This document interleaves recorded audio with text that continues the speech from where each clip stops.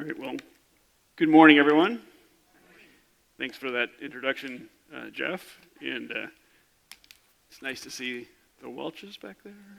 And saw Matt Metcalf there, Rachel. So, as Jeff suggested, Jeff and I are friends. The Earharts, friends of ours. We were actually some of our first friends when we got to Louisiana 5 years ago. So it's sweet to be here. You got maybe the reference to the Metcalfs, and we got kids at North Lake, and so, I think we already have a lot in common. I feel sort of kindred spirits here. I'd love it if we had more in common after today. If after today there were some among you who said, yeah, that international justice mission, maybe in particular, is something I'd be interested to support, financially, or maybe you'll find another avenue, and I'll talk about some other avenues besides just international justice mission. So, all right, so we're going to talk about God's call to justice and talk specifically about international justice mission. So IJM or IJM.org if you're thinking about the website. And the way we'll do that is we'll start first by kind of establishing a theological foundation. Okay, so the first thing we'll want to do is look at God's call to justice itself, or just show that God cares about justice, and then from there we'll talk about a couple other passages that are really the call for us to get involved. So first, that God cares; second, that we should get involved.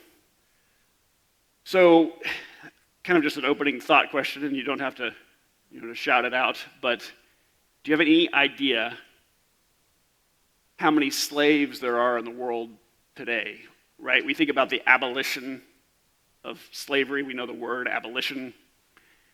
And so we think, the slave trade is gone and it can't be so bad anymore, right? It's a shocking, absolutely shocking number. Estimates range from 27 million to 45 million.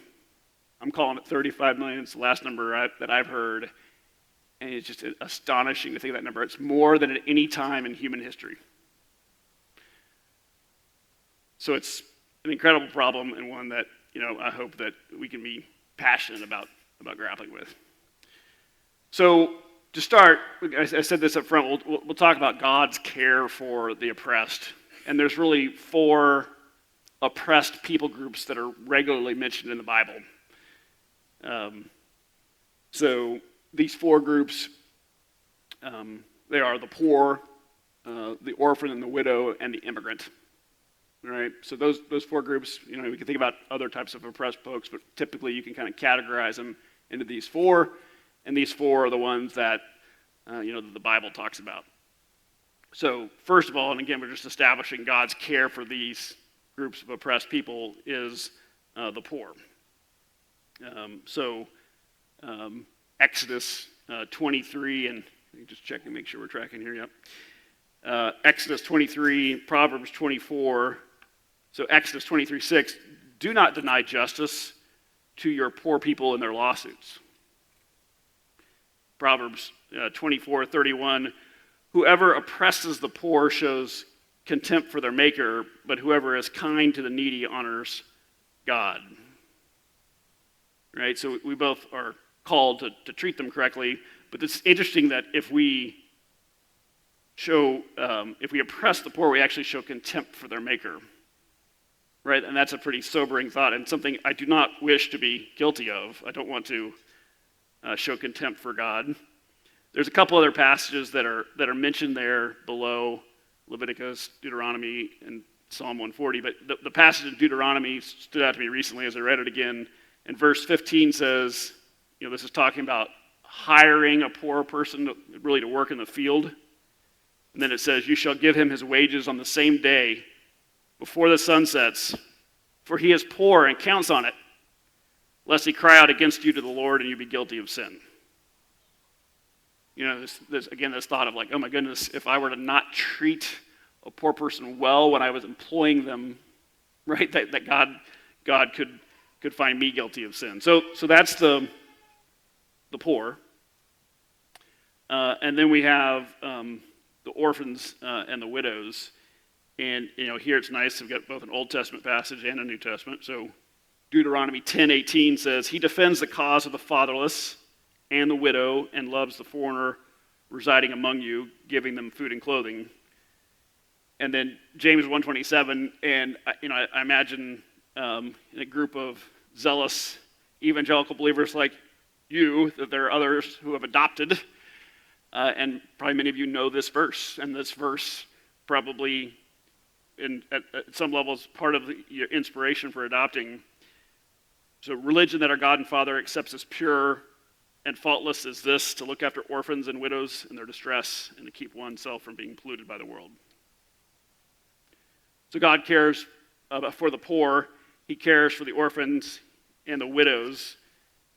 He also cares for the immigrant or the foreigner.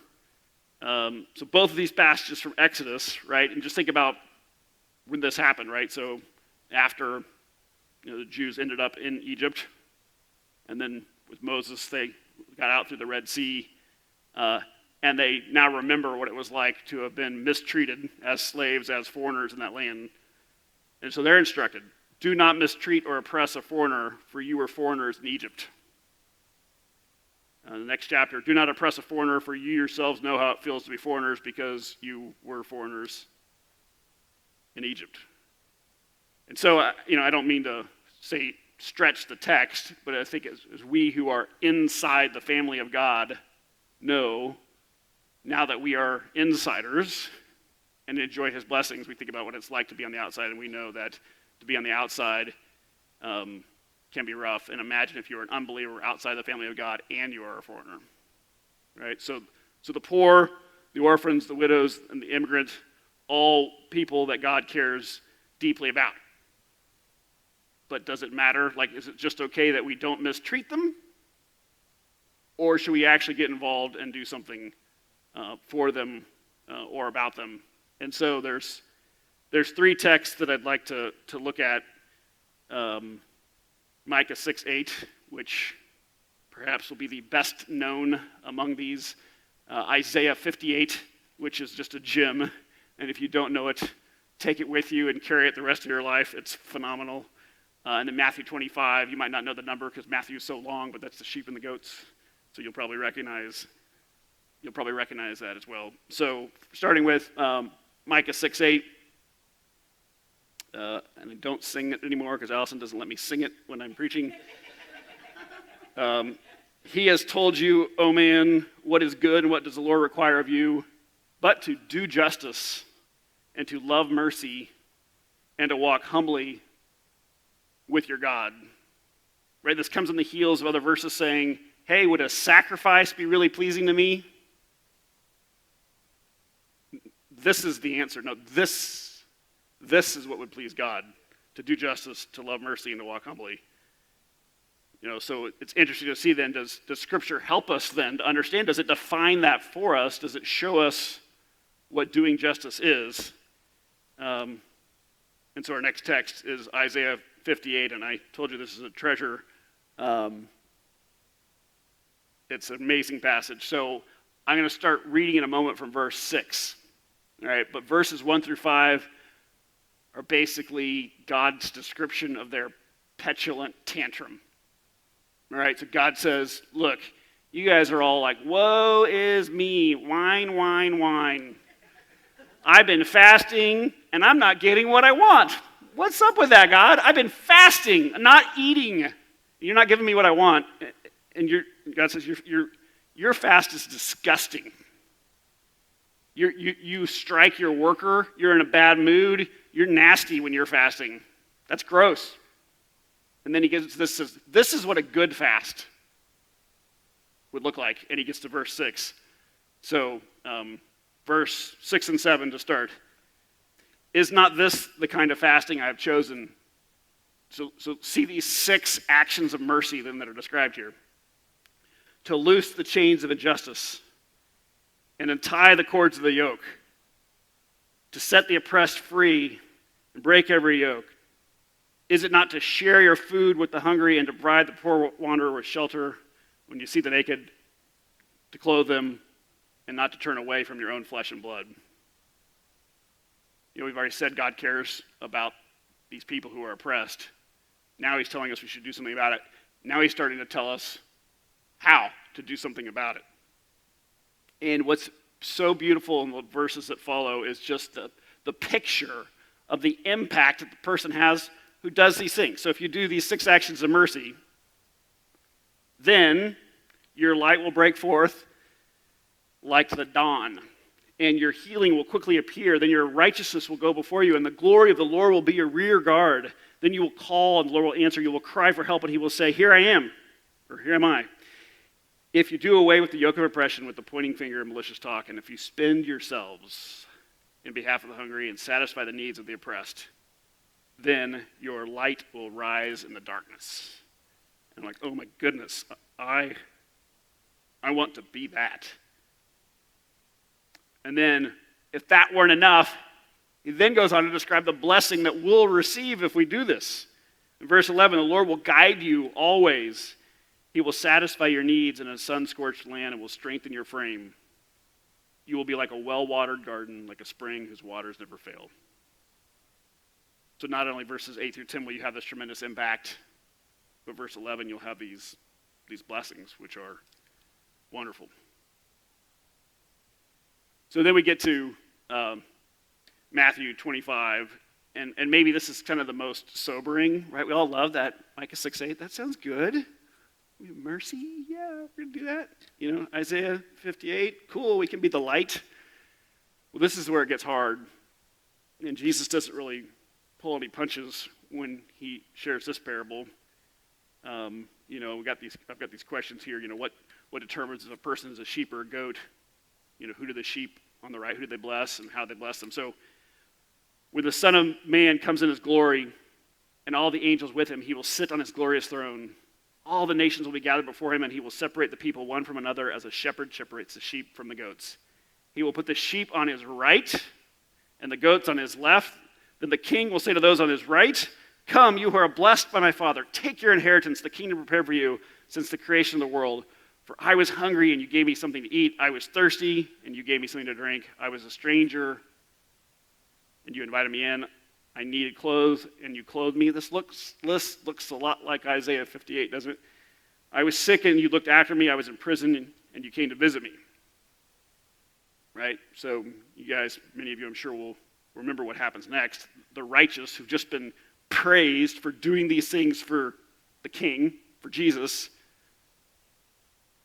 they say, Lord, when did we see you hungry and feed you? Don't remember that. I saw a guy on the street corner once begging. It wasn't you. When did we see you a stranger? When did we see you sick? The king will reply, verse 40, truly I tell you, whatever you did for one of the least of these brothers and sisters of mine, you did for me. We're like, okay, that's cool. That's awesome. We get credit for when we blessed people like we've blessed God.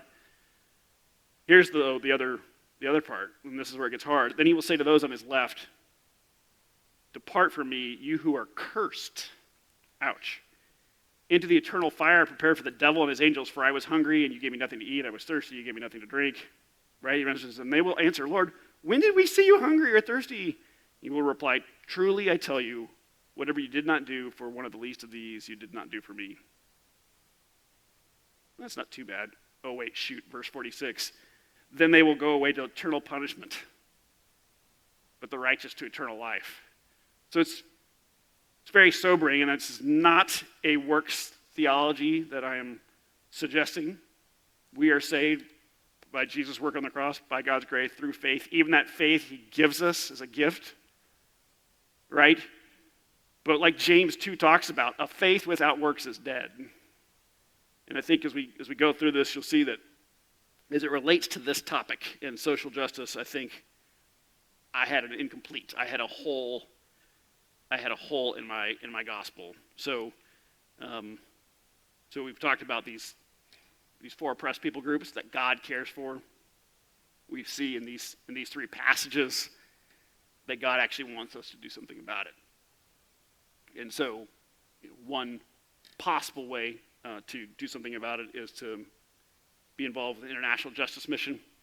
And IJM, as it is called, is to us just a treasured organization, one we're super glad to be part of and support with a tremendous amount of confidence that they do great work in Jesus' name. So I want to talk just for a couple minutes about International Justice Mission.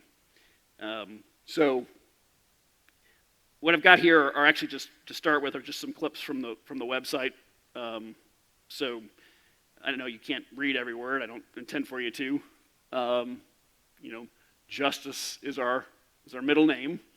A group that believes justice for the poor should be possible. Come from many places and help of the poor and the oppressed, and the fight of IJM. It's different things. Jeff referred to sex trafficking, property grabbing, slavery. We talk a little bit about these things and how it works. I'll just give you one example. But let's imagine you're living in India and you've been unemployed or underemployed off and on for some years, and you've been struggling to make the $2 a day that is kind of common for a poor worker in India, and someone comes to you and they've got a job opportunity for you, and you're so excited. It's in a different city, but you'll make $5 a day, and it's incredible. And so you say goodbye to your family and you head out. And one other awesome thing is they're going to give you a $50 loan, $50 loan to get started, just to help you out. You're one of their valued employees. Well, through crooked bookkeeping and wrong interest, that loan just gets bigger and bigger and bigger. And even though you save your $5 that you made and you pay some, like, the loan gets bigger and bigger and bigger, and you find yourself trapped, enslaved, physically, violently constrained. Maybe your wife came with you. You now have a child. That child is now raised with you in that slavery, working in that brick kiln, making bricks day after day after day after day, and you will potentially die there or be discarded one day. And it's just unfathomable, right? And it happens because there's no one to protect those poor people. So a couple more things from the website. So this is where IJM operates. So there are certain types of sex trafficking problems that we have here in the U.S. IJM basically is DC-based Christian NGO, but operates throughout the world. This gives you a little bit of a sense for where. As a generalization, it's where there's good laws to protect the poor, but there's not enforcement of those laws. The protection doesn't really come along with the laws themselves. IJM endeavors to be relentless, chasing after the bad guys, trying to find the enslaved people. I love this quote. We would think, when are we going to go? If there is a God, won't he open his eyes and come here in the form of a man and bring us freedom? Rahman is his name. And is that just not like, is that not Jesus, right? So incredible. So it's important for my family and I to know that these men that hurt me are in jail. We'll talk about the prosecution in a second. I want to help rescue others like how I was rescued. The types of work, and I think I went by it a little too quickly. So there's a part of the work that is about finding, think about it as a chain that can't be broken. It's about finding the people who are enslaved, right? So whether there was a girl who was sold into sex trafficking by her aunt for $15, wakes up drugged for 4 days in a row. Now she lives in Mumbai, doesn't know where she is, doesn't know how far she is from her village. Okay, we got these people in the brick kiln. They need to be rescued. But not only do we need to find them and rescue them, but we need to arrest the bad guys who did it. So we need, right, the investigators are going to do that work. Then if we're pulling those people out of slavery, then they need like social work. We need social workers to help them. We're not going to get those people convicted if we don't have the right support in the legal system. So we need lawyers to do the work and assist the prosecutors to kind of get the job done. So maybe that gives you a little bit of a flavor for the types of work. One of the things that we love is how well measured the work is. So I'm sure you guys know great professional organizations. You probably also know very zealous, God-fearing organizations. We love IJM because it's just like both of those things, this zeal for Jesus Christ and his work, but also this desire to measure it and do it well. So, you know, this stat, Alice and I went to Chennai and Mumbai with IJM, and normally they only convict about 25% of the people who get arrested for doing this crime. When IJM is involved, that conviction rate triples, right? Another example, this is in the Philippines, and it's kind of cool, the Bill and Melinda Gates Foundation about 15 years ago decided to give $3 million to IJM and told IJM, here's $3 million, but don't do your work with it. Use the $3 million to prove that your work works. And so they started in one city in the Philippines, and another city in the Philippines, and another city in the Philippines. And by the time they were done, the availability of minors for enslavement had gone from about 75% chance that you could find a minor if you wanted to abuse them down to a very small 25%. So about 20 countries, about 1,000 employees. The founder is Gary Haugen. You can watch his TED Talk if you want. And he's got a couple of great books. I've read the one on the left, The Good News About Injustice, which is a provocative title. But basically, the good news about injustice is that God cares. So I want to share a little bit more in a moment about kind of our personal experience with IJM, but first, we're just got a little video to help explain it just a little bit better.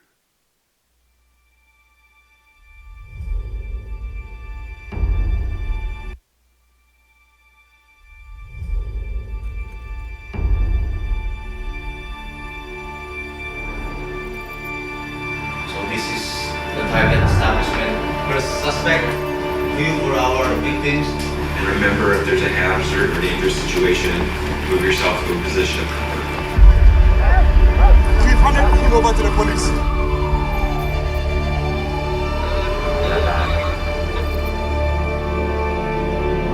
We saw about 1,200 little kids and found out that they were in fact trafficked and they were in fact slaves. These little kids were on this boat. They are not fed. They are abused beyond imagination. We gotta touch you up.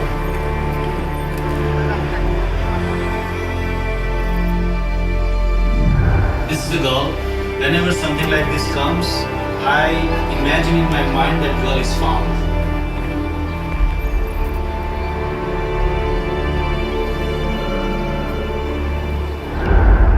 We have operations all over the world, rescuing people from slavery. Because today there are criminals who abuse children, sell girls, How old is she? 12. How much? 30. Yeah, I'm agree.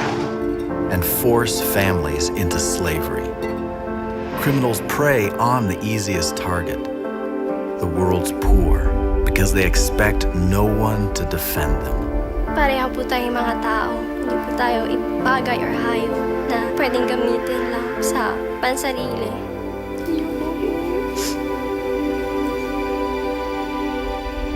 But today, there are thousands of people gathering to seek justice for those in slavery. We are a group of lawyers, counselors, activists, and supporters. We are called International Justice Mission. And together, we form the largest international anti-slavery organization in the world. But slavery won't come to an end until criminals know they can't get away with it. So we partner with local police to arrest and prosecute criminals. This sends a message to slave owners. We will not go away. We stay with the survivors until they are healed, until they are free. Natulungan po ako ng IJM sa pamamagitan po na sa case ko, sa pagtulong po nila na ma-overcome ko po yung fear. Each year, we rescue thousands of slaves and protect millions around the world. We are transforming how justice systems protect their citizens.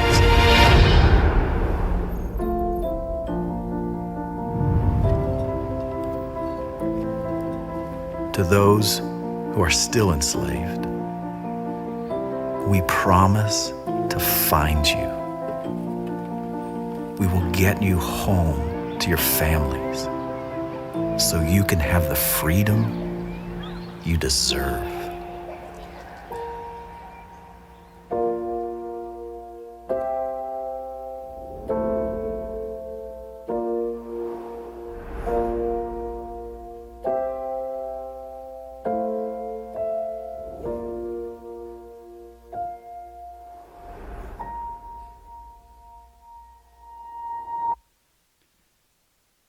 You can probably see why we love IJM.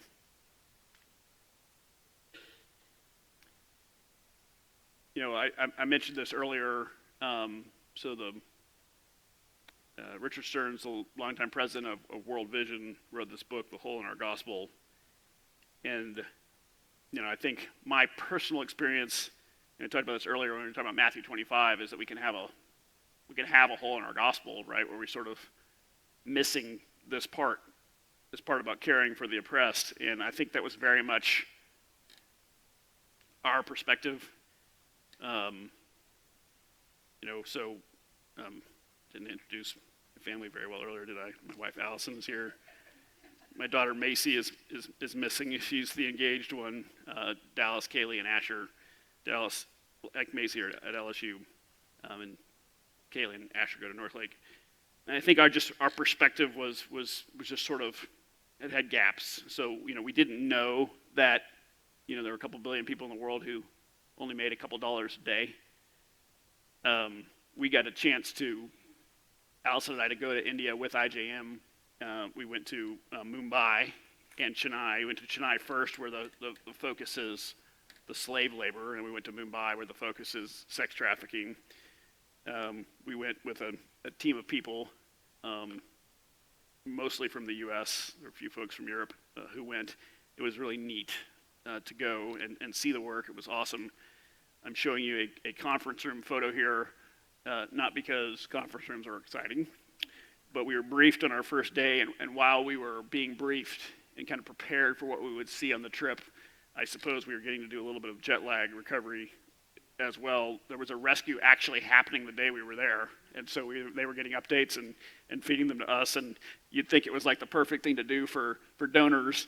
It just happened that way, I think, in God's providence. And the next morning, I went down to the breakfast room in the Western hotel that we were staying at, and I got the paper, and I found this article about the rescue. I was just blown away, you know, and it's an astonishing title, is it not? Worm diggers, freed from bonded labor. You can't make this stuff up, right? So these people who were enslaved, they would collect worms out of the silt of a riverbed, and so they would stand in the silt, and they would dig around for the worms in the silt and pull out the worms, which were shrimp food used in commercial shrimp farming. So they harvested worms with their hands for shrimp to be fed, right? It's just crazy. So the next day, we were in the office, and we saw this map. So this is we talked about the people who investigate, right, and find where the criminals are. So this is the rescue map, the plan. Like, they're going to be working back here. This is where the slave owner's house is. He's probably not going to be there because he's off and away. The mosque is over there, right? So this is in partnership with the police, right? Because the police are the ones who need to come and make the arrest and rescue the people, right? It's really, really neat to see the work. It was cool to, meet people in their offices. 80% globally of the people who do the work are nationals in the countries. In those countries, 95% of the people who do the work are nationals. Over in Mumbai, I told you about how they measure. This is neat. They're training 12,000 Mumbai police workers and others. This partnership with the Mumbai police, having grown from initial, distrust of this American Christian NGO to this relationship where they asked IGM to train their people. I love this too. This was, I think, also in the Mumbai office. So there we were in July of 2015. They'd convicted 83 criminals in their time since they opened the office. They had goals for the year. They'd already exceeded their goal of 7 convictions in 2015. They had 9. They were halfway there on perpetrators charged, over their goal on perpetrators restrained. They'd already closed 3 brothels. neat to see the measurement of that. And this picture. It's sort of like hard to tell what that is, right? It's about 2 feet of space. So that's underneath a bed in a brothel. We got to go to a brothel while we were in India. It's a strange thing to say, but they took us to a brothel that had been closed by the police. It had reopened under new management. It had been closed again with IJM's help. But what happened when they got there was the girls who were there, they weren't there. They showed up on the raid, the police were there, and the girls, the 14-year-olds, they weren't there. They had been forced to crawl underneath this bed into this hole in the wall, and they were trapped in the walls of this building. And they didn't give up, and they've got to be here. If they got tipped off, surely they couldn't have gotten far. Knocking on the walls, they finally find these girls and rescue them. It was incredible to see it. I won't play this video, but this is a video that we saw the very, very first time we heard about IJM. It was at our church in Pittsburgh. And they played this video, and if you roll the video, it's one girl after another, after another, after another, after another, coming out of this trap door. It's like clowns coming out of a VW Beetle. You just can't believe it. They just keep coming and coming and coming in this rescue, and it's heartbreaking and so exciting to see. So our conclusion, I kind of said it earlier, that IJM is incredibly godly and incredibly professional and effective, and that is an amazing combination. And so, I think the way we think about it is this, that we probably don't give another dollar that we have any more confidence in than the dollars that we give to IJM. And so it's just with great joy that we give to and support IJM. Maybe the last thing I just tell you is that the model is not to go rescue everyone. We can't go get all 35 million people. IJM's been around just over 20 years, and IJM's belief is that in the first 20 years, it's learned what the model is. And I used the Philippines as an example earlier. That early work, right, funded by the Bill and Melinda Gates Foundation, that work, it resulted in that eventually the government just taking that over. That office closed that operation. It wasn't needed anymore. At the end of the day, it's about creating deterrence. We're not going to rescue 35 million people. What we need to do is make it where the criminals no longer find it worth the risk. If I'm running a bar and I'm selling drugs, and out of the back I've got a brothel, maybe it becomes too dangerous to run the brothel, and I'll just close the brothel and worry about other ways to make money, right? That's ultimately how we can prevail, in this fight. So that's a little bit about IJM, just in terms of ways to get involved.